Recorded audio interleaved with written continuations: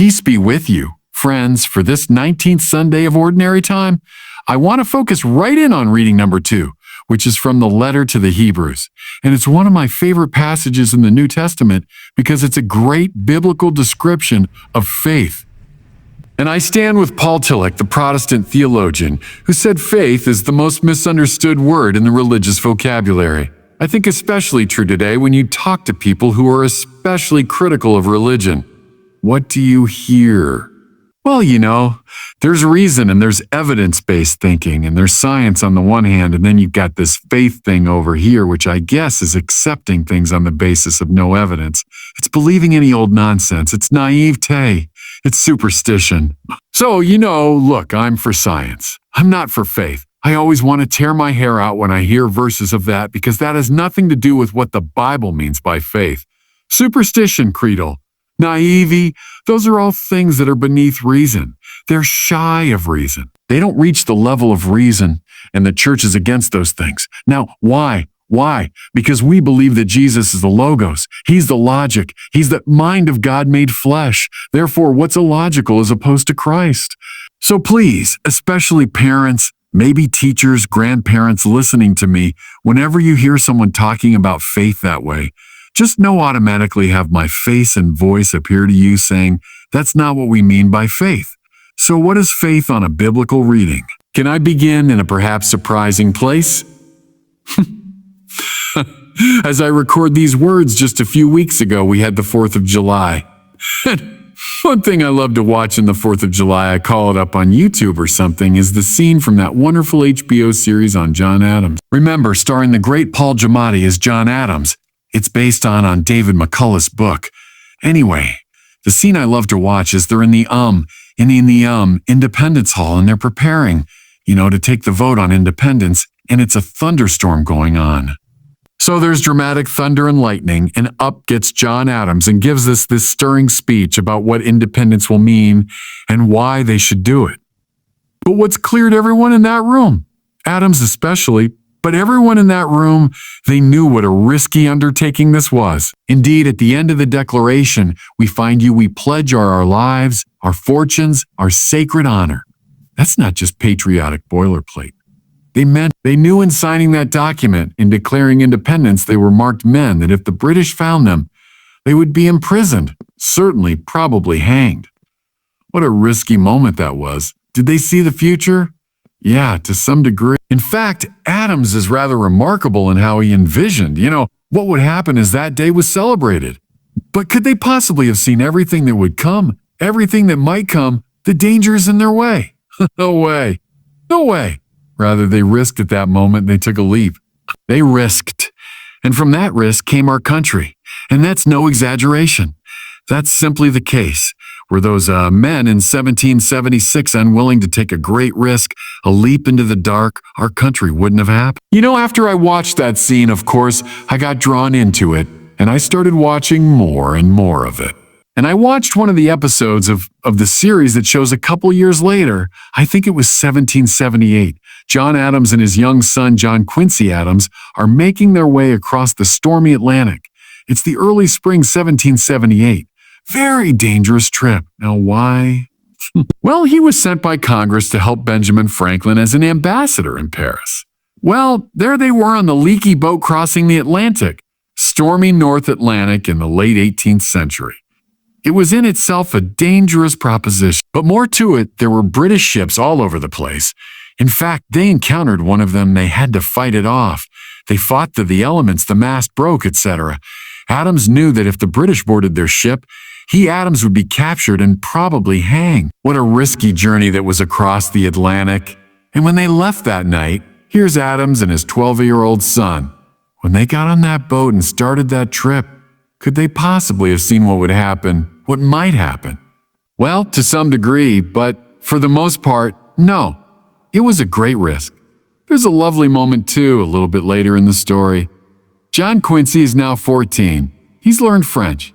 He's been living in Paris with his father, and they find out that there's a need of a secretary to the ambassador to Russia, and the language of the court is French. And so John says, well, my son John Quincy, he knows French. So the little boy, he's 14. He says to his father, Aye, here it's cold in Russia. And his father says, well, you're a man from Massachusetts. Shouldn't bother you. Off you go. Godspeed. Off goes this 14-year-old kid taking this enormous risk. What came from these great adventures? Well, the development of our country. John Quincy Adams becomes the 6th president, and one of the most cultivated of our presidents partially because of this marvelous training he got from his father and from the risks he was willing to take as a young man. Look, everybody, at almost every story of the hero's journey. Whether it's Spider-Man, whether it's Star Wars, whether it's Lord of the Rings, we love that story, don't we? We tell it over and over again. They tend to have the same pattern, which is someone beginning in sort of cozy domesticity. Think of Peter Parker, right? With his aunt and uncle in Brooklyn, wherever they were in this little cozy apartment. Think of Luke Skywalker with his aunt and uncle on this distant planet, living a kind of very ordinary life. Or the best example, I think, is you, the Hobbit, in the Lord of the Rings. Bilbo in his hobbit hole. And the hobbit hole is really cozy, you know. Nice little furniture. There's doilies on the tables. There are books on the shelves. There's lots of food. And Bilbo's a little heavy. He's well-fed. There's a fireplace going. Cozy, cozy, cozy, easy life. And then breaking into that place comes this invitation to adventure. Same with Frodo in The Lord of the Rings. He's in his little hobbit hole. Same thing. And then he's summoned to adventure. Difficult. Much rather stay home where it's comfy, warm, safe. Yeah, absolutely. Think of John Adams, you know, that day in 1778, he could have said to Congress, you know, I'm just not going to risk it. It's too much to cross the Atlantic. I'm going to stay home. Look, I'll support you with my writing and all that, but I'm going to stay home with my family. But no, he ventured out. And so Peter Parker and Luke Skywalker invited to adventure, and by that, they become the heroes they were meant to be. Same with Bilbo, same with Frodo. They have to leave the hobbit hole, go on a risky adventure, and thereby become the heroes they were meant to be, make the contribution they're made to make. Now, think about this, everybody. The hero begins in this familiar space that he knows. He's comfortable. He knows that space. If he never risked, nothing new would be gained. But the risk, the going out into the dark, allows more light now to go into that space, and there's more for us and their descendants to enjoy. But if we stay in that little domestic space, then we'll never make any further progress. We always need heroes to draw us onto adventure. Okay, now with all that in mind, from John Adams to Frodo Baggins, listen now to the letter to the Hebrews. Faith, means believing in any old stupid thing. No, that's not what faith means, everybody. Okay? Faith is the realization of what is hoped for, the evidence of things not seen. Did John Adams see certain things? Yeah, when he took that great risk. But was there much he didn't see but hope for? Indeed, the invention of this new nation. Frodo Baggins leaving the hobbit hole. Were there things that he kind of grasped or glimpsed? Maybe, but most of it he didn't see. But there was something he was called to hope for. Now listen further. Who in the Bible is the great figure of faith? Abraham. And so the author says, by faith, Abraham obeyed when he was called to go out to a place that he was to receive as an inheritance. He went out not knowing where he was to go. By faith, he sojourned into the promised land as in a foreign country. That's what faith means. Everybody again, by the way, who was 75 when the story begins, 75 years old. Most 75-year-olds aren't really up for a big adventure, right? They're really happy with a hobbit hole. They're really happy with cozy, safe domesticity. Abraham, though, obeyed when he was called to go out to a place he was to receive as an inheritance. So the Lord made a promise. Abraham, go to this promised land. Follow, and I will make of you a great nation. Heck, did he understand that perfectly? Did he see exactly how that was going to happen? Did he know where this land was? Hardly.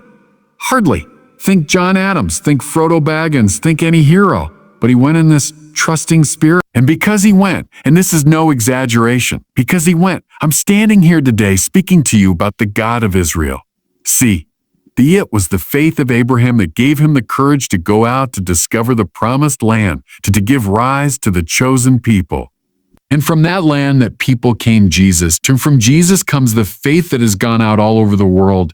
He could barely have understood what the Lord was promising, but he believed it. He trusted in it. He was willing to go on an adventure. Now, young people especially, listen to me. Now, grandparents, send this to your grandchildren. That's what faith means. Don't think of religious people as all these nice old fuddy-duddies. It's the opposite. It's the opposite. It's the opposite. Religious people, people with faith, are those who are up for an adventure. They're willing to follow God, yes, even into the darkness, trusting in what he's showing them. The great Ignatius of Loyola had as his motto, Semilla, always greater, always more. Never be satisfied with where you are. Always be ready for adventure. Or think of Pier Giorgio Frassati as I record these words. He'll be canonized in a few months. His great motto, he was a mountain climber, Verolato. It means to the heights. To the heights? Is mountain climbing dangerous? You bet it is. Easier to camp and stay in one place? Oh, no. Verolato, let's go up to the heights. People of faith, they're not fuddy-duddy stay-at-home, you know. And they're certainly not people that believe in any old nonsense. That's not it. There are people who listen to the word of God and are willing to follow that word. Yes, even into the darkness on a great adventure. Abraham's our father in faith. Let's follow him, and God bless. Thanks for joining us today. If you found this message uplifting, don't forget to like, share, and click that subscribe button so you won't miss future reflections. God bless you, and see you next time.